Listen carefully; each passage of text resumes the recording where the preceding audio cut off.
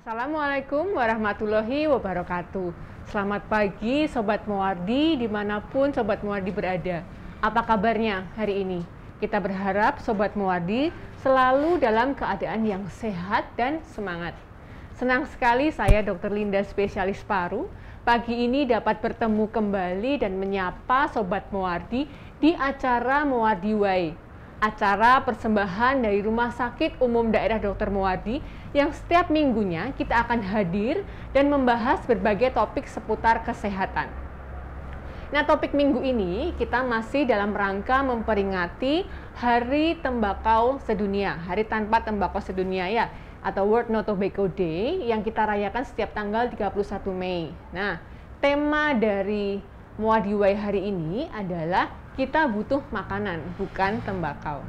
Nah, bersama kita hari ini telah hadir seorang pakar, ya, narasumber yang tentu sudah sangat ahli mengenai apa itu rokok, apa itu tembakau, bagaimana efek untuk ke paru atau kesehatan, gitu ya. Nanti kita akan bahas, kita akan bincang-bincang selama 1 jam ke depan. Sobat Muwardi yang sekiranya ada pertanyaan, ya, atau ada yang ingin didiskusikan, monggo.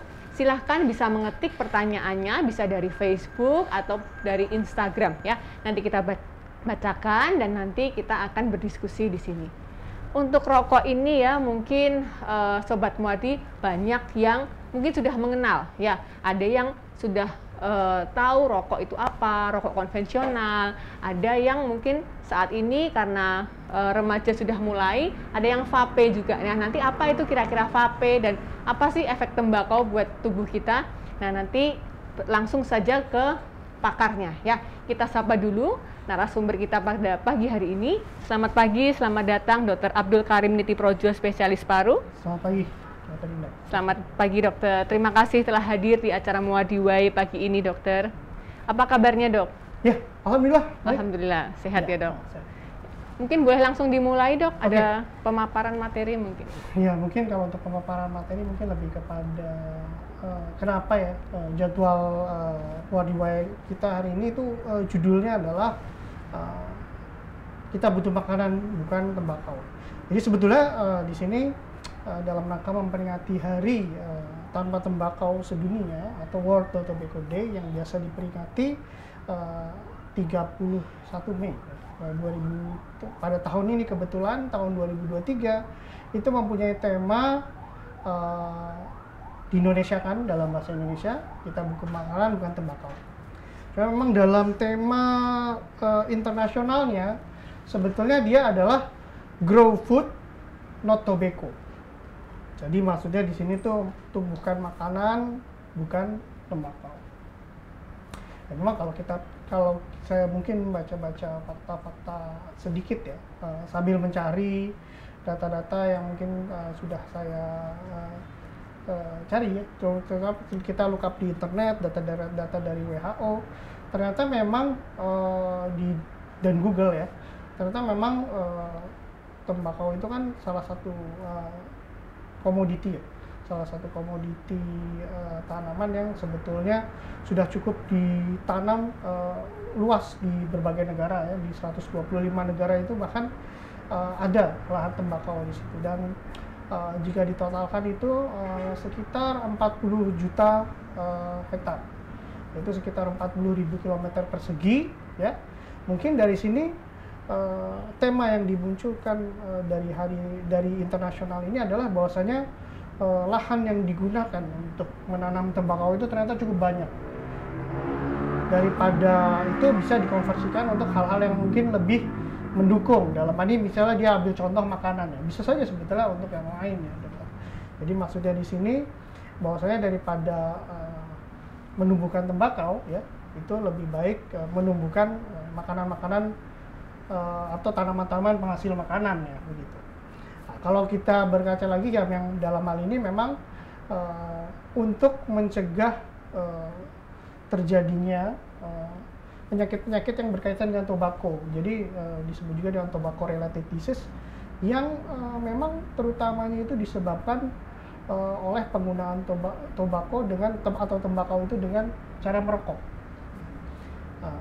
Di sini juga yang saya pelajari juga juga saya lihat data dari WHO itu kalau nggak salah tahun 2020 atau 2022 bahwa sebetulnya 8 juta kematian terjadi akibat penyakit akibat tobacco related disease. Apa aja penyakitnya? Banyak. Kalau kita lihat di bungkus rokok itu udah disebutin tuh. Ada aspal, gangguan kehamilan dan janin, kanker juga bisa macam-macam, nggak cuma kanker paru saja kan, kita tahu aja kalau rokok kanker paru aja. Padahal masih ada kanker mulut, kanker yang lain gitu ya, bahkan diabetes ya, kemudian banyak penyakit-penyakit yang sebetulnya disebabkan oleh rokok, tidak terbatas hanya di organ kita atau misalnya yang kita kuasai atau yang kita bicarakan ini adalah paru gitu. Dan ternyata dari 8 juta kematian tersebut 7 juta itu disebabkan oleh penggunaan secara langsung dalam arti yang merokok. Dan 1 jutanya cukup besar ya, 1/8 itu disebabkan oleh second hand smoking. Yaitu mereka-mereka yang mungkin tidak merokok atau kita sebut atau yang biasa kita kenal itu dengan sebutan merokok pasif ya. Nah, itu mereka mengalami efek akibat tembakau itu juga, dan ya pada akhirnya menyebabkan penyakit yang menyebabkan kematian gitu ya. Entah itu pada perempuan atau laki-laki ya. Karena memang sampai saat ini masih lebih banyak itu laki-laki dibandingkan perempuan, kurang lebih bisa 1:5 ya untuk pengguna untuk merokok itu sendiri. Jadi dalam hal ini memang perlu kita tanamkan lagi bahwasanya ada hal-hal yang lebih baik ya dibandingkan penggunaan tembakau, terutama yang nanti mungkin Dr. Lida akan kita bahas, yaitu mengenai rokok ya, ataupun bentuk rokok lainnya. Jadi kembali lagi untuk mencegah terjadinya penyakit akibat tembakau, kita kampanyekan lagi ya, mulai saat ini dan seterusnya itu untuk berhenti merokok. Ya, terima kasih Dr. Karim untuk penjelasan awalnya, Dok. Nah, mungkin sebelum kita beranjak ya lebih jauh untuk berdiskusi mengenai apa itu rokok, mungkin Sobat Muwardi ini mengetahui dulu ternyata rokok itu bentuknya macam-macam ya Dok ya. Nah, ada kalau mungkin yang rokok konvensional atau rokok yang dulu itu bentuknya masih yang tembakau kemudian dibungkus kertas seperti itu ya Dok ya. Untuk yang semakin kesini karena semakin ada kemajuan zaman, ternyata tembakau itu bentuknya bisa bermacam-macam ya.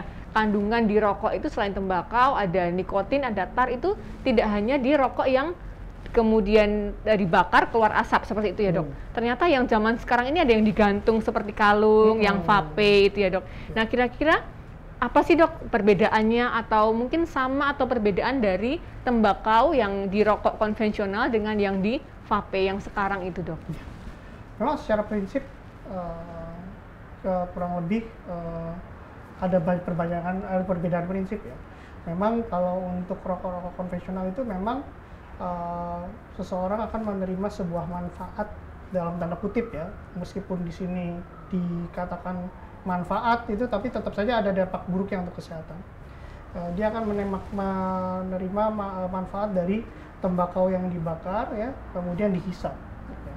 Mungkin dari bentuk yang paling simpel yaitu ya kertas tembakau ya, tembakau kering atau tembakau yang fermentasi seperti cerutu itu kan, dia dibungkus dengan banyak macam-macam ya, ada yang dengan daun tembakau itu sendiri, ada dengan kertas papirus dan lain-lainnya, kemudian dia bakar untuk dinikmati asapnya, dan substansi yang masuk yang sebetulnya dicari-cari sebetulnya adalah nikotin, terutama nikotin, karena mungkin bagi mereka yang sudah ketagihan nikotin, memang di sini nikotin dalam jumlah kecil mungkin ada manfaatnya ya, gitu.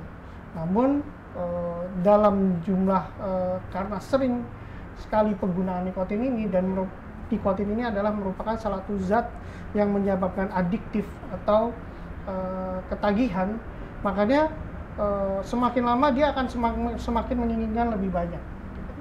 Jadi yang tadi yang mungkin merokok sekali, kemudian sehari rasanya kurang, rasanya kok kalau merokok itu mungkin memang di sini ada efek efek yang kepada sirkulasi ya, misalnya dia tekanan darahnya meningkat sedikit, dan itu mungkin pada beberapa orang tekanan darah dan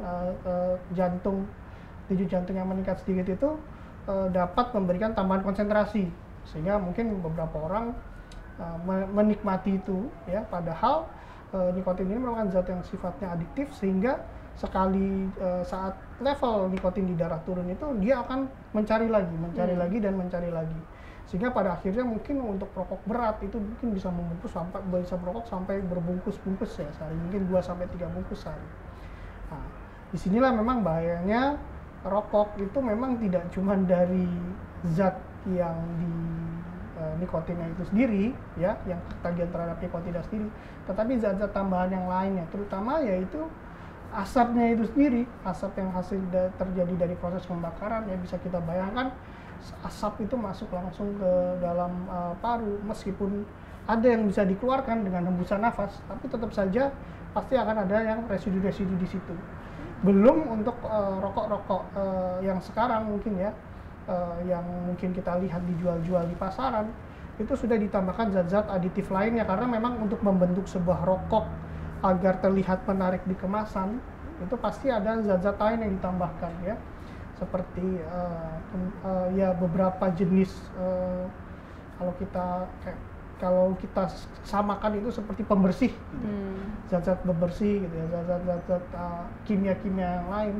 Kemudian efek zat-zat hasil lain yang seperti tar ya, yang dihasilkan dari pembakaran juga, itu yang zat kimia tersebut menyebabkan efek kanker secara langsung bahkan gitu. Jadi nikotinnya kita dapat sedikit, tapi yang kita dapatkan selain nikotin itu zat kimia dan dari efek pembakarannya itu jauh lebih buruk daripada efek ketagihan terhadap nikotin itu sendiri. Jadi di sini memang perlu digarisbawahi untuk rokok konvensional seperti itu. Adapun untuk rokok yang baru seperti yang kita mungkin lihat dari zaman peralihan dulu, ada rokok elektrik atau misalnya vape, itu mungkin dia memberikan menjual ya, dalam tanda kutip ya, dia menjual bahwasanya oh ini bukan dibakar, kok kayak rokok nggak bikin asap, ini cuman uap air. Makanya dia disebut dengan vape karena dia menghasilkan vapor ya, atau uap air. Sehingga dengan jualan itu mereka membuat klaim bahwa ini tuh lebih baik gitu. Padahal belum tentu gitu ya. Karena memang dari zat-zat yang digunakan sendiri ya, untuk liquid yang digunakan untuk dibakar itu mungkin pertama ada beberapa yang memang tidak menggunakan nikotin, hanya ada murni liquid yang tambah nikotin. Tapi ada juga yang liquid yang menggunakan nikotin. Nah, di situ dia mungkin akan mendapatkan efek yang mungkin hampir setara dengan rokok, sehingga pada akhirnya akan menyebabkan adiksi juga. Sama ya. Pada akhirnya dia akan mengkonsumsi lebih banyak yang katanya aman kalau dihisap, padahal belum tentu dong. Ya.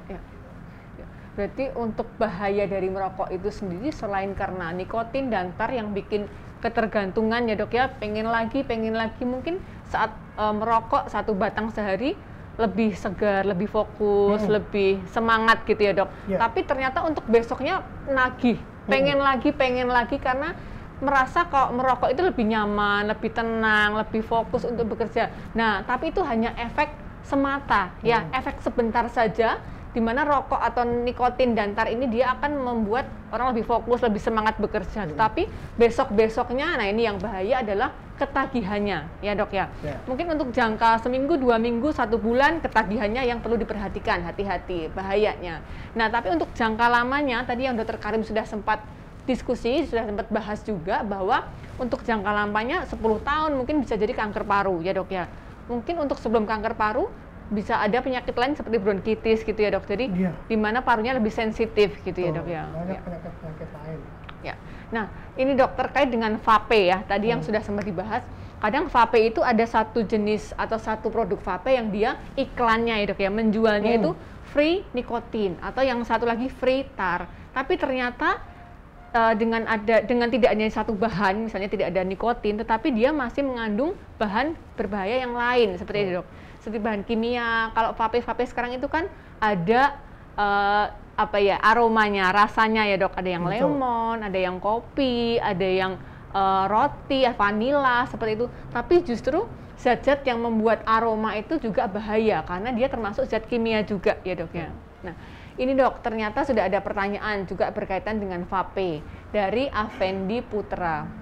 Dok, kalau belum bisa berhenti merokok, tetapi mengurangi jumlah rokok per hari gitu, apakah resiko penyakitnya tetap sama?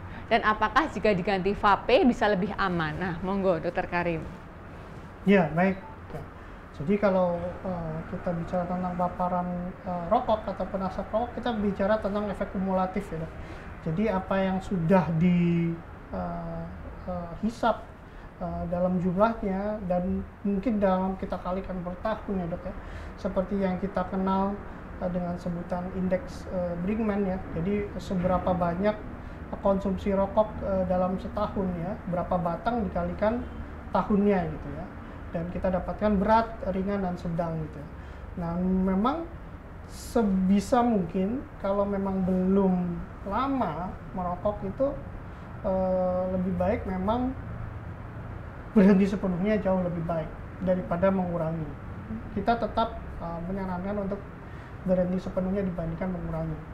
Akan tetapi jika mengurangi itu bisa menjadi sebuah jembatan ke arah berhenti, yaitu tetap akan juga kita support. Gitu.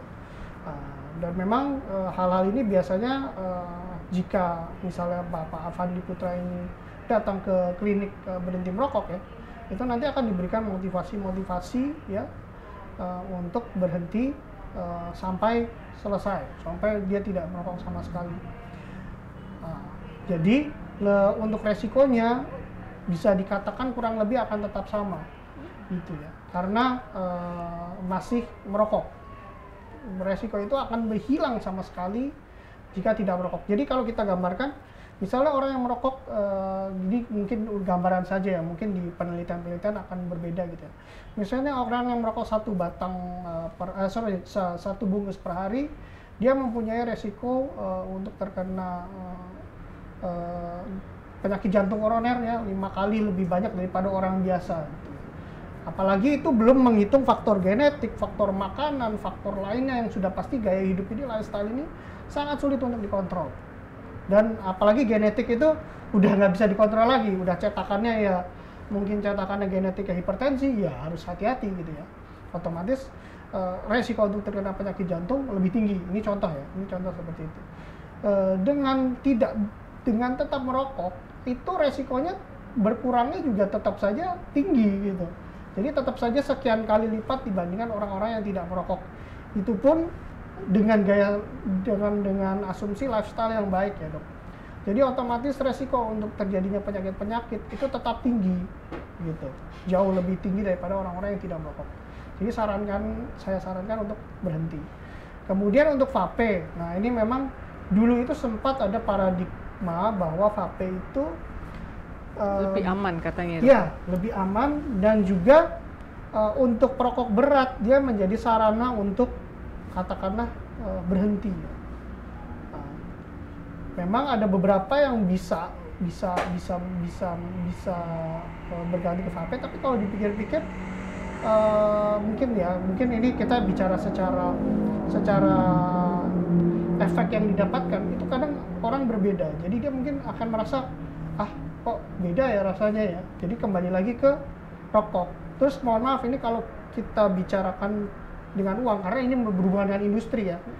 Untuk mendapatkan kenikmatan yang sama dengan merokok, pasti vape ini butuh investasi yang maksudnya butuh bakar duit lah, kita jangan investasi. Butuh bakar duit yang lebih banyak daripada merokok. Sehingga sebetulnya sama sekali tidak efektif. Baik itu dari mengurangi resiko terhadap penyakit paru dan juga dari segi uang, karena kita kembali lagi ke judul kita, kita butuh makanan bukan tembakau. Pasti akan setidaknya dengan berhenti atau mengurangi sama sekali itu akan ada efek.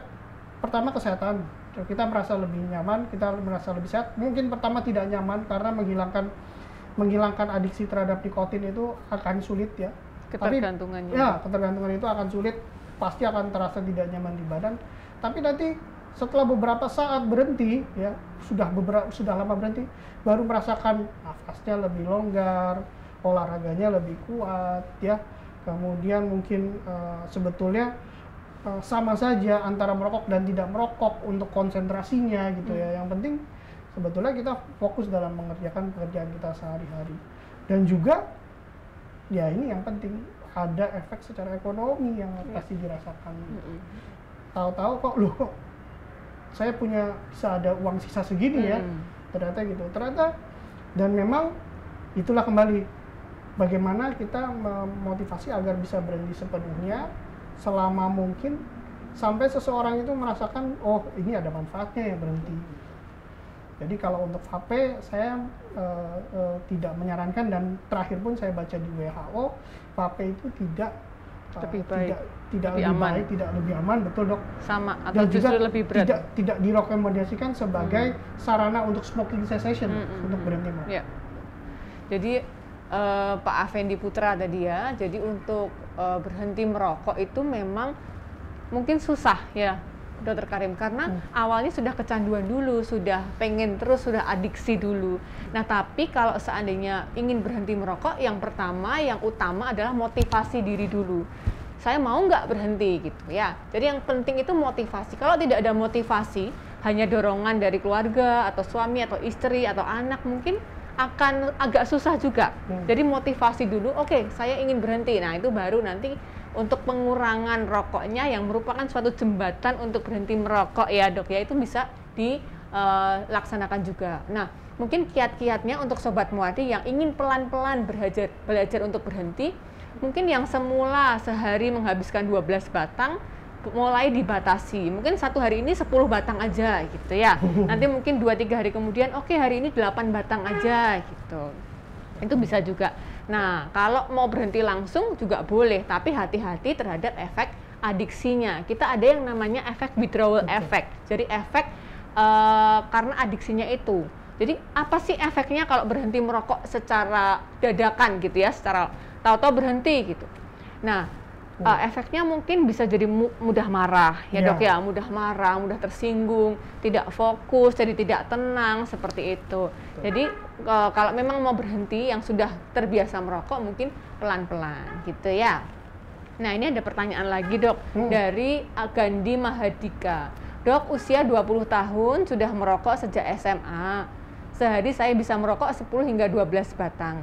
Akhir-akhir ini saya merasa pusing, lemas, seperti mau pingsan setiap kali selesai merokok. Kenapa ya dok kira-kira? Wah, ini ternyata malah konsultasi karena dia merokok malah merasakan gejala-gejala tersebut ya. Setelah merokok, setelah selesai merokok itu. Iya, jadi memang kalau kita lihat mungkin ada beberapa penyakit ya yang berhubungan dengan keluhan yang dirasakan oleh Mas Gandhi ini ya. Mas Gandhi ini bahwa sebetulnya setelah merokok lemas seperti mau pingsan. Ya memang lemas seperti mau pingsan, pusing itu memang bisa didapatkan dari berbagai penyakit ya, nggak cuma mungkin dari paru, mungkin dari penyakit-penyakit yang lain ya. Tapi kalau berhubungan dengan rokok biasanya dia berhubungan dengan mungkin di sini kurangnya dan ini perlu digali lagi ya, apakah dia ada keluhan sesak napas atau tidak ya. Misalnya kalau dia berhubungan dengan keluhan sesak napas akibat paru, mungkin dia merasa nafasnya ampek, kemudian dia saat mengeluarkan napas itu mungkin ada berbunyi seperti ngik. Nah, ini mungkin ada berhubungan dengan penyakit paru yang diakibatkan oleh rokok. Jadi ada hambatan pada saluran udaranya ya, saluran udaranya menyempit ya. Kemudian mungkin keluar lendir, sehingga nafas itu saat kita bernafas itu kita akan kesulitan, dan pada akhirnya oksigen yang masuk ke dalam tubuh akan berkurang. Otomatis pada saat oksigen masuk ke dalam tubuh berkurang ini akan mengeluhkan seperti keluhan pusing atau lemas ya, seperti ngopi misalnya. Ini bisa berkaitan dengan penyakit-penyakit tersebut, bisa juga berkaitan dengan penyakit-penyakit yang lain, mungkin bisa ya dokter. Bisa. Tapi kalau setiap merokok seperti itu, ada baiknya untuk mengurangi atau berhenti. Kemudian jika masih merasakan seperti itu lebih baik konsultasi juga ya, ke dokter paru. Ke dokter paru boleh ya, atau ke dokter umum dulu juga boleh. Ya. Mungkin bisa karena gini juga ya dok, kalau merokok itu kan selain di rokoknya itu selain ada tar, ada nikotin, ada juga kita menghisap gas yang namanya karbon monoksida atau gas CO ya. Sedangkan kalau kita bernafas biasa ya, bernafas biasa tanpa rokok, yang kita hirup itu kan oksigen ya, yang tadi seperti dokter Karim sudah sempat bahas ya. Kalau nafas biasa kita menghirupnya oksigen, sedangkan kalau dengan rokok kita menghirupnya itu monoksida atau gas CO. Nah, sedangkan oksigen dan gas CO ini dia akan masuk ya, karena kita hirup ya dok, dia akan masuk, kemudian dia akan menyatu atau berikatan dengan darah gitu. Nah, sedangkan kalau untuk kita aktivitas sehari-hari, darah itu kan berputar ya dok, dari ujung atas kepala hingga ke kaki. Kandungan darah itu bagusnya adanya gas oksigen ya dok. Betul. Ya. Tapi karena dengan rokok itu oksigennya dia tidak mau berikatan gitu ya dok. Justru si darah ini dia malah menyatunya dengan gas CO yang dari rokok. Betul. Gitu. Jadi itu yang bikin pusing, lemas gitu, karena nggak ada oksigen. Karena merokok itu kan dia nyedot karbon monoksidanya gitu ya dok. Nah itu mungkin yang bisa sedikit menjelaskan Mas Gandhi kenapa setelah merokok itu justru pusing dan lemas, karena menghirupnya gas CO bukan gas oksigen seperti yang dokter Karim tadi jelaskan gitu dok. Mungkin ada lagi nih dok dari Ahimsya Megawati. Dok, asap vape akan lebih banyak daripada rokok. Nah ini dok, tapi aromanya enak, jadi kadang anak-anak suka menghisap ketika ayahnya ngevape. Waduh, apakah itu bahaya dok? Lebih bahaya asap rokok atau asap vape? Monggo dokter Karim. Wah, ya, memang di sini kembali lagi untuk vape itu memang lebih promosinya itu lebih gencar. Ya. Bahwasanya bahkan di luar negeri itu pembelian vape itu tidak dibatasi umur ya, berbeda dengan rokok ya. Polisinya untuk rokok itu kan sudah dewasa baru bisa boleh beli gitu. Sedangkan untuk vape ini kan polisinya belum jelas. Jadi orang usia berapapun bisa kadang-kadang mungkin menikmati vape gitu ya, dibandingkan orang dewasa gitu. Dan ternyata memang secara aroma ya, dalam tanda kutip ya, aroma yang atau misalnya produk-produknya, liquidnya itu dia rasa-rasanya enak dan mungkin enak dicium gitu ya gitu. Padahal sebetulnya sama saja ya. Itu merupakan uap air yang mengandung bahan kimia. Mengandung bahan kimia, dia bisa mengendap seperti asap rokok ya di permukaan. Kemudian dia juga dalam paru ya, jika terhirup ke paru pasti akan menimbulkan efek kesehatan yang buruk ya. Apakah itu bronkitis, apakah itu asma, itu pun untuk yang jangka pendek, belum yang jangka panjang. Ya betul. Jadi kalau untuk penelitian terhadap vape, baik vape ataupun asapnya sendiri memang sedang dilakukan penelitian untuk jangka panjangnya. Jangka panjangnya berbeda dengan rokok yang sudah kita tahu kalau jangka panjang pasti menyebabkan banyak penyakit. Vape ini memang masih diamati. Tapi ternyata memang gangguan kesehatan yang terjadi pada saat mengkonsumsi vape itu bahkan belum efek jangka panjang pun, efek jangka pendeknya juga banyak gitu.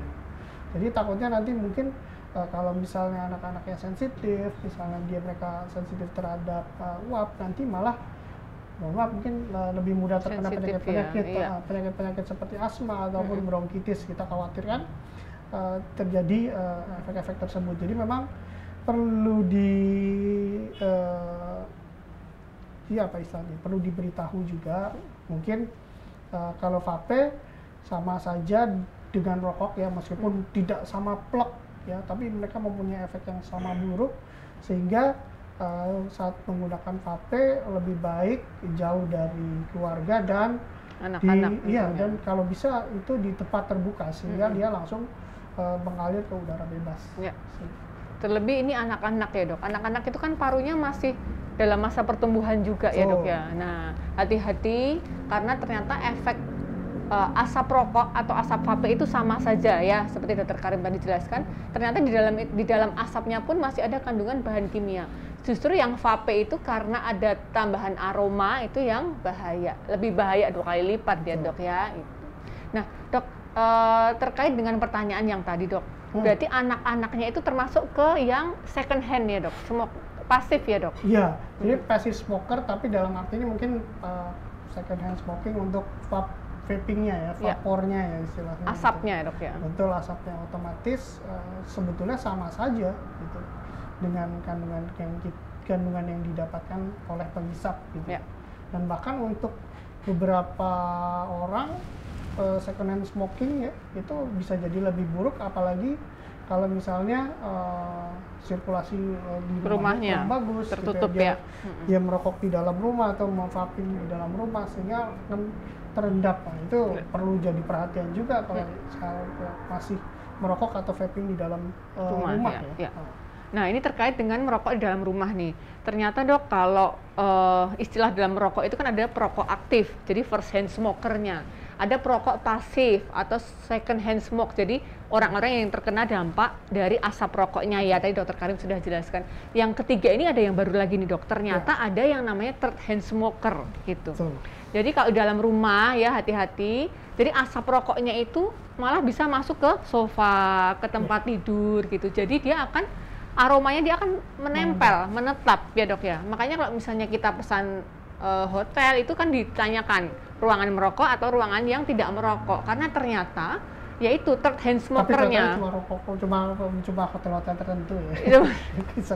Iya, tapi ternyata bener loh dok, kalau kita masuk itu yang ruangan merokok memang walaupun tidak ada yang merokok nih dok, tapi ternyata memang aromanya masih ada gitu. Jadi meskipun sudah dibersihkan, sudah diganti, sudah dikasih wangi-wangian, tetap saja. Nah itu yang hati-hati third hand smokernya. Dok, ada pertanyaan lagi nih dok. Wah, sudah banyak yang tertarik nih dengan diskusi dengan Dokter Karim ya. Dari Vela Claire, dok, saya tidak nyaman sekali dengan orang yang merokok. Dada saya selalu sesak dan tidak tahan dengan asap rokok. Tapi apakah yang saya rasakan ini karena adanya masalah di paru-paru saya, dok? Ya, ini bisa jadi dua jawaban ya. Yang pertama adalah secara natural ya, memang sebetulnya asap rokok itu sifatnya memang iritan. Jadi sebetulnya untuk orang-orang yang terkena asap rokok itu sebetulnya mereka terjadi iritasi ringan di saluran nafasnya. Otomatis sebetulnya asap rokok itu pasti punya efek buruk ya, terutama saat dihirup gitu ya. Dihirup penggunanya, maksudnya perokoknya ataupun second hand smokingnya gitu ya. Tapi memang beberapa orang punya dalam hal ini mungkin sensitif atau istilahnya lebih sensitif terhadap asap rokok. Lebih sensitif terhadap asap rokok, dia hanya mencium asap rokok sedikit, tapi dia merasakan dadanya itu lebih ampak, atau mungkin dia kemudian batuk-batuk, atau mungkin dia sesak nafas gitu ya. Yang berlebihan itu juga mungkin bisa kurang baik ya dokter ya. Bisa aja ternyata tanpa disadari mempunyai kecenderungan untuk penyakit paru tertentu seperti asma gitu ya. Otomatis memang dalam hal ini perlu dilihat dalam hari-harinya ada masalah nggak sih terhadap asap atau bentuk debu-debu yang lainnya juga gitu. Kalau memang ada masalah, gampang batuk, gampang sesak terhadap hal-hal tersebut ya, atau alergen yang lain, itu memang lebih baik periksakan diri ya ke dokter, karena mungkin perlu terapi untuk mengurangi gejala-gejala tersebut. Tapi kalau hanya dirasakan saat asap rokok saja ya mungkin ya masih dua jawabannya. Apakah memang secara asap rokok itu bersifat iritasi sehingga pasti akan menyebabkan perasaan tidak nyaman ya, apalagi baunya tidak semua orang suka, bau bakar asap itu. Dan yang kedua mungkin saja ada kecenderungan karena asma. Jadi antara dua itu. Masih kemungkinannya masih banyak ya dok ya. Betul. Bisa karena parunya sensitif atau bisa juga karena iritannya itu yang bikin mudah terkena asma karena mungkin alergi atau iritan dari si asap Ya. rokoknya. Ya monggo Mbak Claire ya tadi ya kalau mau periksa lebih lanjut monggo ke Poli Terutama Dokter kalau Muardi. Ya. mempunyai keluhan-keluhan yang sama ya terhadap zat-zat yang lain, apakah asap yang lain atau asap Asap kendaraan, asap atau mungkin yang lain. bakar-bakarannya, nah Asap itu bakar, bisa obat jadi. nyamuk ya, Ya. itu harus coba. Kalau memang ada problem di situ bisa. Bisa periksa ke Dokter Karim spesialis paru di Dokter Linda Muardi. juga boleh. Ya, lanjut aja nih dok. Kita ke pertanyaan berikutnya dari Rodia Fis. Assalamualaikum dok. Saya tanya, adik saya umur 3 tahun sering batuk dan sesak napas karena terkena asap rokoknya kakek. Nah, gimana cara mengatasinya dok? Monggo. Wah, ya. Apakah Pertama, satu rumah ini dengan ya, kakeknya? padahal ya ini berbeda generasi ya. Yang Mm-mm. pertama kakeknya, yang kemudian cucunya. Ya di sini kalau kita lihat memang ya apalagi yang kita sudah dokter Linda sampaikan ya dalam usia 3 tahun otomatis organ-organ pernafasan paru itu juga masih dalam masa perkembangan, otomatis daya tahannya tidak sebagus orang dewasa, sehingga yang orang dewasa aja mungkin bisa teriritasi dengan mudah apalagi anak-anak. Dan ini memang kadang-kadang kalau memang sudah lama sering batuk dan sesak nafas juga jangan lupa untuk memeriksakan diri ya, karena kan kita juga harus tahu sebetulnya seberapa jauh efek terhadap paru si kecil ini yang usianya 3 tahun ini gitu. Dan untuk kakeknya gimana cara mengatasinya ya mungkin lebih Motivasinya kepada juga, motivasi iya. motivasi keluarga bagaimana Iya. cara keluarga yang baik dalam berkomunikasi dengan kakeknya, Ya. gitu ya. Apakah sebagai anaknya bisa memberitahu bapaknya bahwasanya bahwa ini yang kecil kok batuk-batuk, sesak Karena napas. efek si kakek ya. Jadi apa karena ya kan mungkin tidak langsung bilang oh ini karena asap rokoknya, bukan, apa enggak sebaiknya rokoknya di tempat lain Ya. atau misalnya jauh dari cucunya Rumah, gitu. ya. Meskipun ya di sini mungkin cucunya ngejar-ngejar kakeknya ya. Nggak Iya. apa-apa kalau gitu, kalau lagi dekat sama cucunya nggak usah merokok aja, sekalian kurangin gitu. Iya. Habis itu nanti kalau memang nggak ada sama sekali cucunya ya mungkin kalau kakeknya masih agak sulit untuk memberhentikan rokok ya boleh. Nah, mungkin usia-usia segini kan akan usia-usia Main lansia dengan- mungkin antara susah ya dalam memberitahunya gitu ya.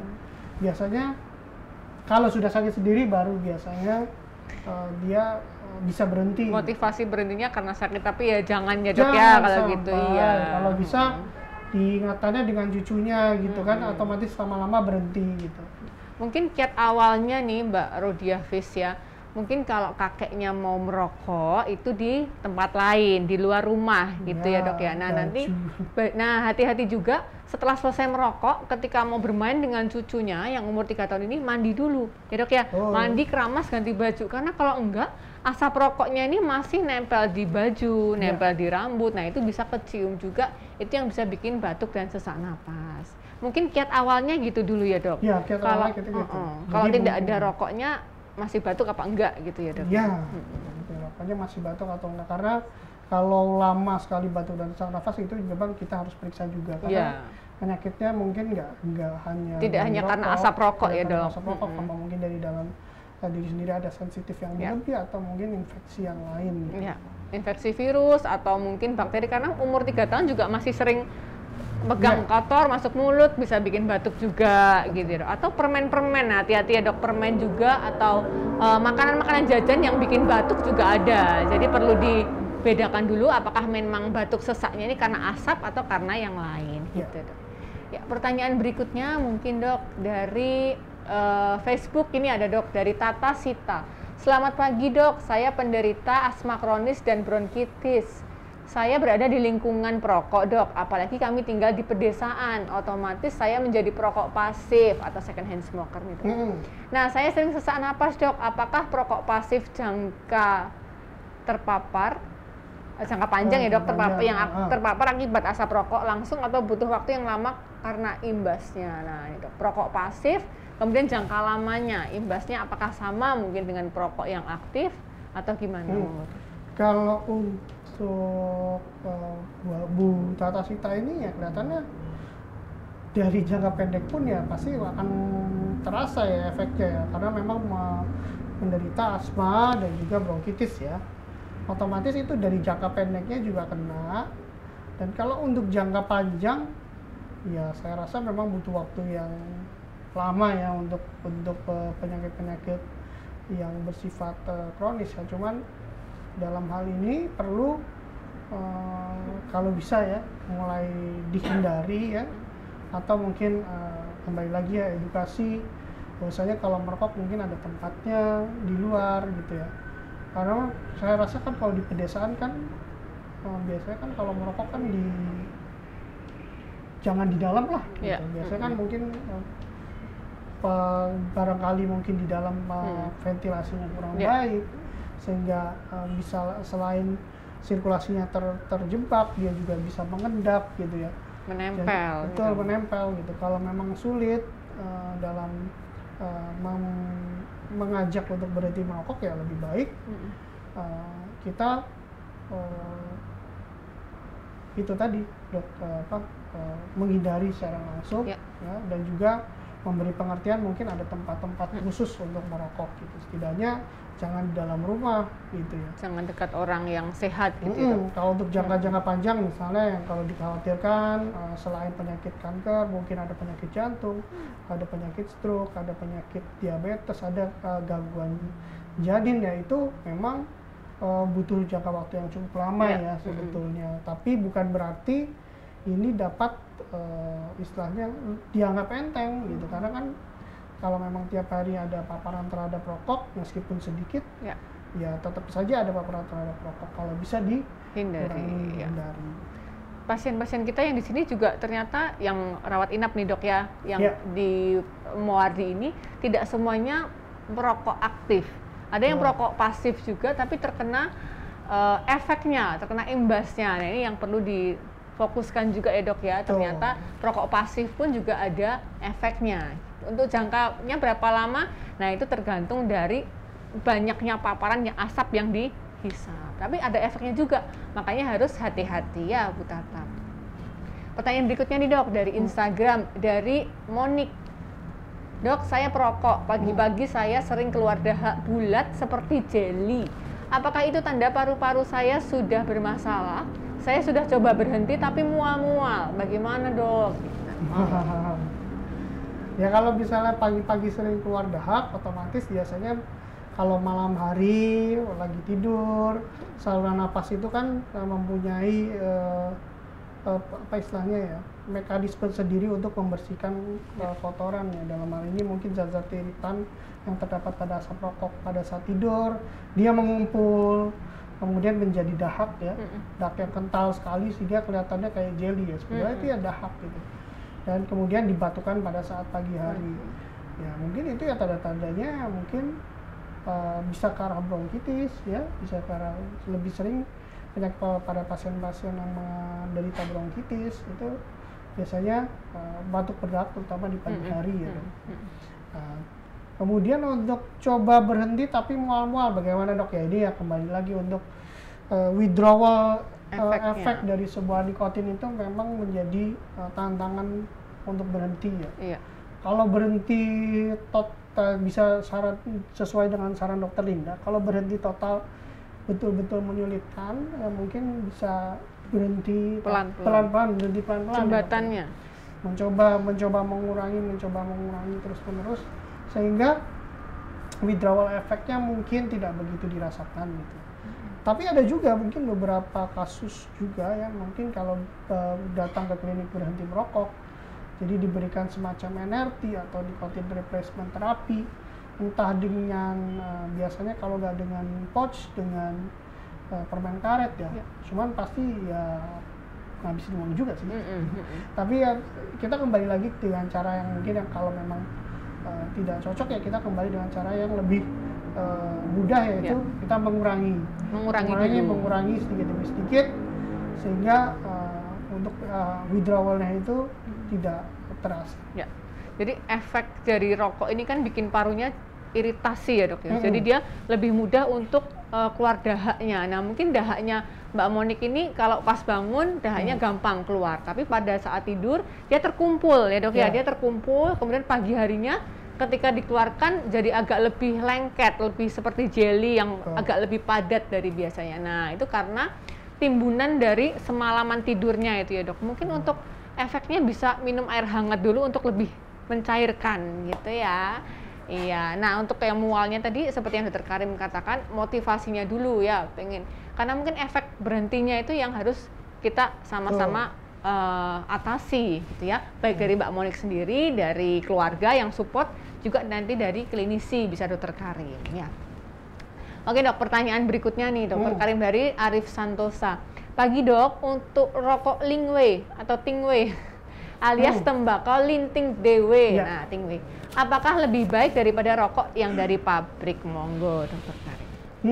Kalau kita bicara lebih baik secara keamanan sih sebetulnya lebih jelek ya, karena seperti halnya rokok kretek ya, dia tidak mempunyai filter meskipun di garis bawahi lagi, pakai filter bukan berarti aman. Filter itu juga ada zat-zat kimianya, tapi setidaknya untuk mungkin komponen tar atau asap yang terhisap itu sedikit lebih sedikit gitu. Meskipun filter itu juga bahan kimia, sehingga itu akan menyebabkan masalah kesehatan juga gitu.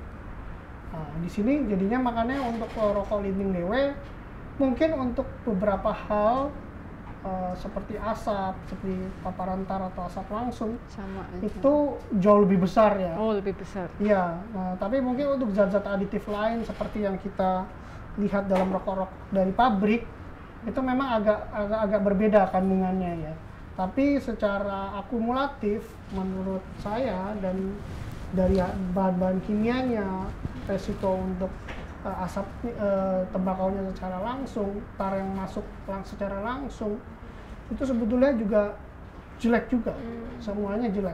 Jadi dua-duanya sama jelek. Sama jeleknya, justru lebih berat ya, karena tidak ada filternya yang menyaring gitu ya dok ya. Dan bukan berarti rokok pabrik juga lebih aman, karena hanya dengan menggunakan filter ya, ternyata filter itu juga kalau terbakar ya otomatis ada zat kimia yang masuk ke dalam tubuh. Kemudian zat-zat penyusun filternya itu sendiri ya, zat-zat kimia yang dibutuhkan untuk menempel filternya itu sendiri masuk juga ke dalam tubuh. Jadi tidak ada yang tidak lebih baik. Sama-sama iritan, sama-sama bahaya. Oke, jadi sama aja nih, rokok konvensional, Tingwei, Lingwei, filter, vape sama aja ya dok ya. Ya nih dok, dari pertanyaan dari Dedi Firnandi, dok, apa saja kandungan di tembakau? Karena di Jogja itu cukup terkenal tembakau untuk media terapi. Ya, memang dulu mungkin tembakau ini awalnya dari zaman nenek moyang sebelum kita terjajah itu ya dok.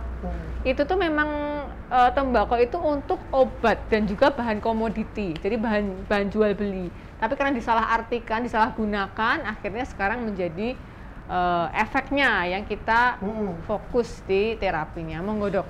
Ya itu ternyata saat dibakar itu dia menikmati sensasi yang berbeda ya dokter. Makanya sekarang berbeda. Setahu saya memang tembakau itu juga bisa ada substansi-substansi yang berhubungan dengan katakanlah obat-obat ya, dunia medis, apakah itu dia mempunyai obat misalnya antiseptik ya, mempunyai efek-efek antiseptik atau anti kuman ya istilahnya gitu ya, itu mungkin saja gitu, karena memang secara prinsip tanaman-tanaman atau bahan-bahan kimia tersebut atau bahan-bahan kimia yang diekstrak dari tanaman itu memang terkadang mempunyai efek tertentu, misalnya efek anti radang atau misalnya efek antiseptik atau anti kuman gitu ya, karena mempunyai kandungan tertentu gitu ya. Cuman kan di sini penggunaan tembakaunya seperti apa gitu, dan apakah tembakau ini sebetulnya bisa digantikan oleh yang lain gitu. Kalau hanya untuk sekedar mungkin untuk media antiseptik atau media Anti yang radang lain, sih. anti radang. Kalau memang terbukti ya, itu bisa. Ini mungkin kadang-kadang dia terbalik juga antara, mohon maaf ya, mungkin kita bisa lebih kasarnya ada tembakau dalam tanda kutip, ada juga yang katakanlah ganja gitu. Nah, kalau jadi kan mungkin obat-obat tersebut kan punya efek sisi adiktif ya. Jadi mungkin untuk dalam dosis tertentu mempunyai efek untuk menenangkan gitu ya. Tapi kembali lagi, karena dia adiktif sebetulnya tidak terlalu bagus untuk digunakan. Banyak obat-obatan lain yang jauh lebih aman untuk digunakan dibandingkan tembakau itu sendiri gitu. Apalagi tembakaunya memprosesnya bagaimana kita tidak tahu gitu. Apalagi kalau dihisap, udah jelas salah lagi langsung gitu. masuk. Jadi memang untuk efek-efek pengobatan itu memang ada media obat-obat atau bahan kimia lain yang sebetulnya jauh lebih aman daripada tembakau. Ini dalam hal ini maksudnya dalam kampanye kita ya untuk mengurangi adanya tembakau. Jadi perlu dipertimbangkan juga baik dan buruknya gitu ya, Dok. Apakah tembakau ini baik untuk pengobatan, tapi efek buruknya apa? Nah, itu yang perlu ditimbang-timbang lagi. Betul. Gitu. Dan sebetulnya ada mungkin yang bisa menggantikan ya daripada tembakau itu sendiri yang sebetulnya tanaman-tanaman tersebut mempunyai efek guna yang jauh lebih baik juga ya secara tanaman gitu ya. Secara sesama tanaman itu mempunyai efek yang jauh lebih baik juga dan tidak mudah dipersalahgunakan seperti tembakau istilahnya gitu. Nah, ini mungkin pertanyaan terakhir nih, Dok. Dari Mas Dedi juga nih yang tadi tanya tentang pengobatan tembakau di Jogja nih, Dok. Dok, apakah asap rokok memperburuk kondisi sinus? Saya sering sesak nafas karena terpapar asap rokok dari orang lain. Nah, monggo. Sinus nih, Dok. Ini pertanyaannya sebetulnya lebih cocok dokter THT ya sebetulnya ya, tapi kita coba menjawab dengan kompetisi kita sebagai dokter umum ya. Sebetulnya dok, yang saya tahu ya, asap rokok sebagai bahan iritan tentu saja akan merusak sel-sel pembersih ya di dalam paru kita, di dalam mulut kita, dan juga di dalam hidung kita. Jadi memang kalau sinusitis itu kadang berkaitan juga dengan saluran nafas. Ya, saluran nafas, kemudian saluran dari hidung yang ke arah telinga. Itu juga harusnya dalam keadaan yang bagus dia bisa membersihkan saluran-saluran tersebut gitu. Tapi dengan asap rokok, sel-sel tersebut mati. Sehingga pembersihan atau clearance-nya itu sangat terhambat. Dan untuk orang-orang yang sinusnya mungkin sedang mengalami infeksi atau misalnya sedang mengalami peradangan, itu pasti akan jauh memperberat gejalanya sinus. Boleh bisa dibandingkan lah antara kalau misalnya kita menderita sinusitis tapi kita merokok atau menjadi second hand smoker atau menjauhi dengan rokok. Saya yakin pasti akan jauh lebih nyaman yang tidak terkena asap rokok. Jadi karena asap rokok ini terhirup, kemudian dari hidung ya dok ya, hidung, mulut, yang mana sel-sel pembersihnya ini rusak karena efek rokoknya itu yang mungkin bisa virus mudah masuk, infeksi mudah masuk melalui saluran hidung ya, saluran nafas, kemudian memperberat sinus-sinusnya itu. Bisa juga ya dok ya, seperti itu ya dok. Jadi ternyata berefek juga. Kalau kita bicara sinus lagi kan itu berbicara soal rongga-rongga juga kan, rongga-rongga di dalam perut. Mungkin bisa lebih dijelaskan oleh dokter THT, tapi ya, setahu kami untuk menjawab pertanyaan tersebut itu. Ya. Nah ini mungkin agak susah untuk menghindari asap rokoknya ya. Kadang tuh kan kalau sekarang di kota-kota maju nih ya dok, itu sudah ada tempat khusus untuk merokok ya dok. Kadang di luar kantor gitu ya, bukan di dalam kantor lagi yang ruangan khusus tertutup pintu ada exhaust, sudah bukan seperti itu ya dok ya. Ternyata sekarang di halaman depan seperti itu ya, di dekat tanaman, dekat tumbuhan seperti itu. Kalau kita memang bicara lagi, memang ini bicara dengan polisi ya istilahnya, kebijakan sebuah daerah ya. Kalau seperti kita dengar di mohon maaf, kita dengar di negara-negara lain gitu ya, kalau mereka tidak merokok dekat, kalau di Singapura kita ambil contohnya, itu harus merokok dekat asbak dan itu berdiri dan biasanya di luar. Iya, betul. Dia nggak boleh rokok di dalam ruangan gitu. Nah itu polisi seperti itu apakah bisa diterapkan di Indonesia? Kelihatannya masih jauh ya dokter ya. Apalagi di sini selalu merasa untuk merokok itu hak dia.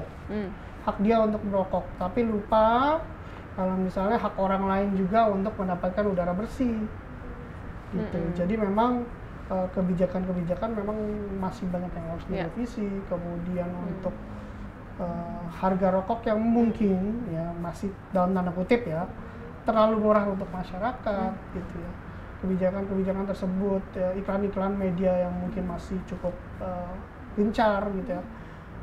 Saya rasa memang tantangannya masih agak sulit ya untuk itu. Yang penting pelan-pelan kita tetap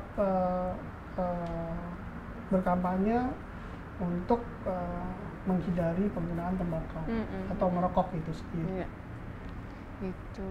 Nah, mungkin kalau tentang ini dok, tentang selain menghindari menghindari asap yang di luar gedung. Nah, ternyata ini pesan terakhir nih dok juga untuk Sobat Muwardi ya. Ternyata untuk berhenti merokok itu selain motivasi, kemudian keinginan, support dari orang-orang sekitar, tadi mungkin sempat sedikit dibahas oleh Dr. Karim mengenai permen karet ya atau NRT. Nah, ada juga pengganti nikotin ya dok, tadi nikotin replacement terapi atau yang biasanya dia bentuknya bisa permen karet atau permen atau seperti patch kayak koyok itu ya dok, ditempel gitu bisa. Cuma memang karena belum tercover dengan asuransi kesehatan nasional, jadi mungkin banyak masyarakat yang belum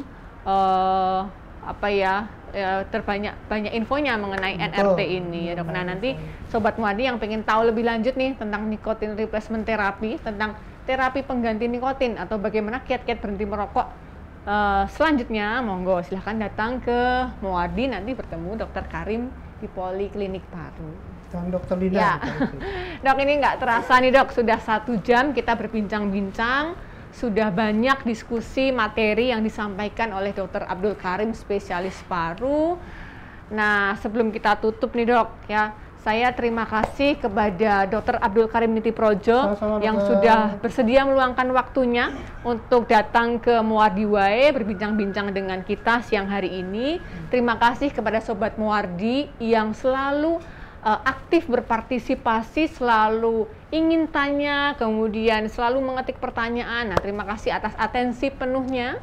Nah, terima kasih juga untuk tim live streaming dan Sobat Muwardi yang kiranya tadi belum sempat lihat dari awal atau ingin mendownload, men-share ke keluarganya, ini loh efek tembakau, ini loh pentingnya atau efek-efek buruknya tembakau, monggo. Silahkan bisa dilihat lagi hasil live streaming hari ini. Sobat Muwardi bisa lihat, tonton dan download kembali di Facebook, YouTube, Instagram, dan semua akun media sosial Rumah Sakit Dr. Muwardi. Nah, tentunya setelah melihat, setelah mendownload, setelah men-share, jangan lupa untuk selalu like, follow, subscribe ya semua akun media sosial Rumah Sakit Umum Daerah Dr. Muwardi. Kita ada di Facebook, kita ada di Instagram, kita ada di YouTube juga nih Dr. Karim. Ya, akhir kata, saya terima kasih Dr. Karim, tim live streaming, dan Sobat Muwardi sekalian. Mohon maaf jika ada salah kata. Semoga kita bisa ketemu lagi di akhir acara. Ya, terima kasih dokter. Assalamualaikum warahmatullahi wabarakatuh.